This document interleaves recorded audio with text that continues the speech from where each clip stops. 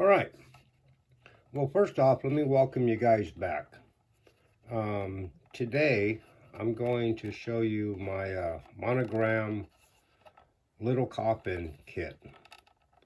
I've had this kit many times over the years, but I've never put one together and decided to finally build one. Here, let me get rid of Mr. Bones over here before he falls down. It's a really neat kit. It goes together really well.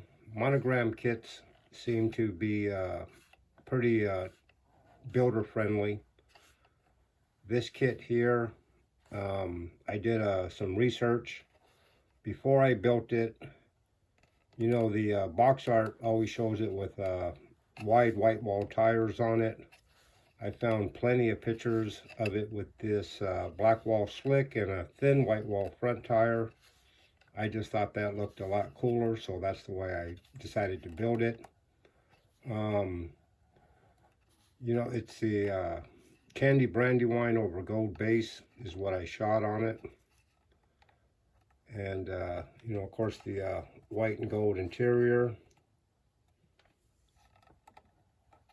Did a little extra detail on yellowing the exhaust and bluing a little bit. The kit goes together really nice. I've been a fan of this car ever since I was a little kid. Interesting fact about this car is a guy in the 80s, Steve, that I used to work with custom painting stuff. He grew up in Wichita, Kansas, and at 11 years old, he worked at Darryl Starbird's shop sanding cars and just kind of learning the trade after school. Well, Dave Stuckey, the guy that originated this car, used to work there also.